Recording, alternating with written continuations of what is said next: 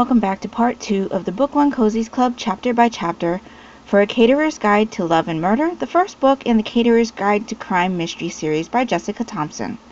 I'm Di, and this is my audio-only reading vlog for this book. Today, I will be reading chapters 4 through 6 and sharing my thoughts with you along the way. Due to the nature of this reading vlog, there will be spoilers, so if you haven't read these chapters yet, I suggest that you not listen to this recording until you have. If you would prefer to hear my general thoughts on this book in its entirety, keep an eye out for my Book 1 Cozies Club series First Impressions video, which will be posted sometime after the reading vlogs for this book have commenced. So how is everybody doing this evening? I am doing well. I got a lot of knitting done today. Don't remember if I mentioned to you yesterday, but I am doing a test knit on a colorwork sweater, and I got quite a bit of it done so far, so I am pretty happy with my progress on that. But other than that, I am very excited to get into these next chapters and see how the murder goes down and see what kind of other recipes are included in this book. So I'm going to go ahead and dive into chapter 4 right now, and I will be back with you in a bit.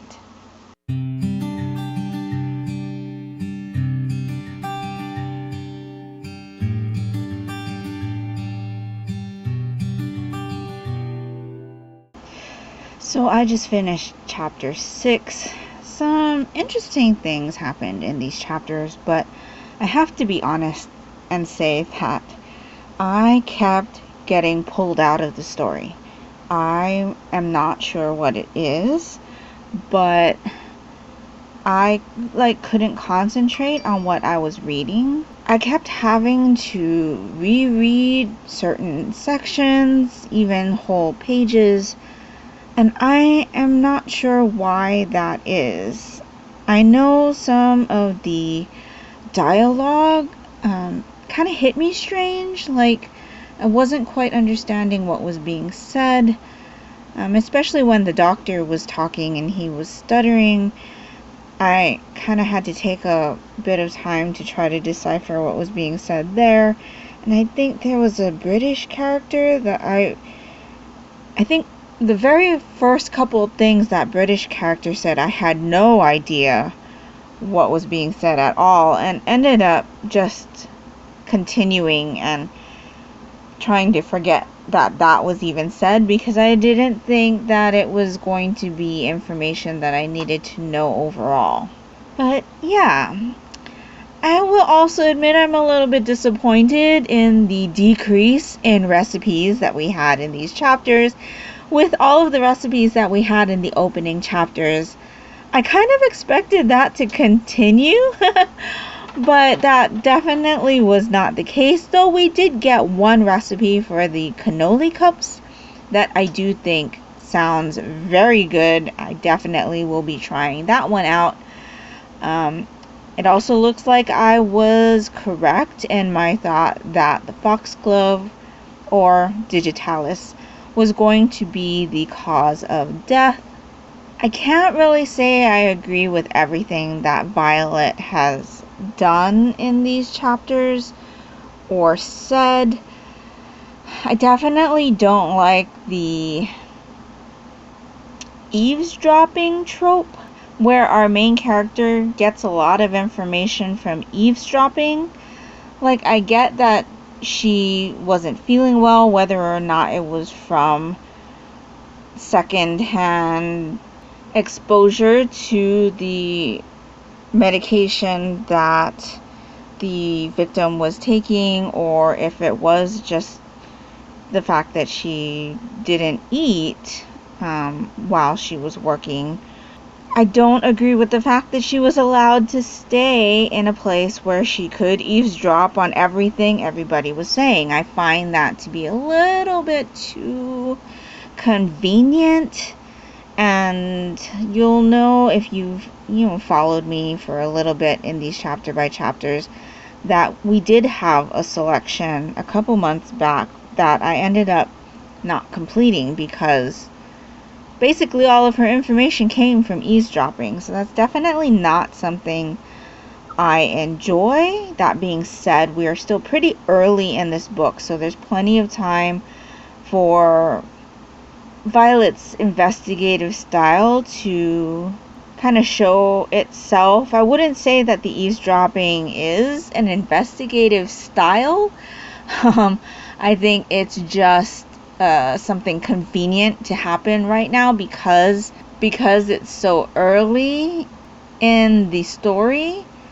And I'm not sure, like, obviously she has an interest in trying to figure this out because it's implied that this could, be a bad thing for her business that she's trying to grow. But on that same note, I did find Violet's inner monologue to be very self-centered in this section. Even in the previous section, it was a lot about her, and I didn't really enjoy that either. There are definitely some interesting characters that have shown up, like the detective, the new junior detective, or whatever his title is. Apparently he's more quirky. He does seem a bit quirky, but like, I didn't like the fact that he told Laurel that he, thought that she was, innocent of this or didn't have anything to do with it or whatever he had said. I was like, that's not something you tell somebody, especially when you are, investigating something and questioning them. But I guess I read too many mysteries. I also watch too many crime TV shows. So it's probably just a rookie mistake, but yeah. Didn't quite like that, scene. We've obviously got a little bit of dirt on a couple of the characters that have been questioned. So all interesting paths as far as suspects, but I am still enjoying the little snippets we're getting from the killer's point of view before each chapter. It does seem like the killer tried to set up Violet and then was kind of thwarted by Violet, though I'm still not sure how that happened. I'm not sure what it was that the killer had set up to make it look like Violet was the killer, unless it was what had come up at the very end of chapter 6. So, yeah, I'm still very interested to see what the motive was for the killing, because obviously we know it was a murder, even though that's not how it's being investigated at the moment. It's being investigated as a possible murder, maybe a suicide, but we as readers obviously know that it was a murder. But yeah, still interested to see how this is going to continue. I did find these chapters a lot longer than the previous section, probably because we didn't have as many recipes as before.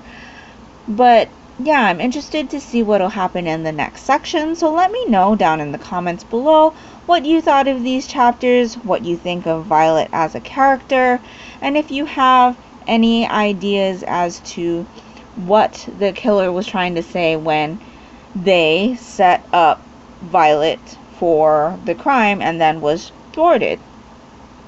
I do think that it has something to do with the thing that came up at the very end of chapter 6 now, but while I was reading that section that was immediately after the thought from the serial killer, the comment didn't make sense to me. But anyway, yeah, don't forget that you can come talk to me in the Mystery Madness Goodreads group as well as our Discord, in case those are more comfortable places for you to communicate.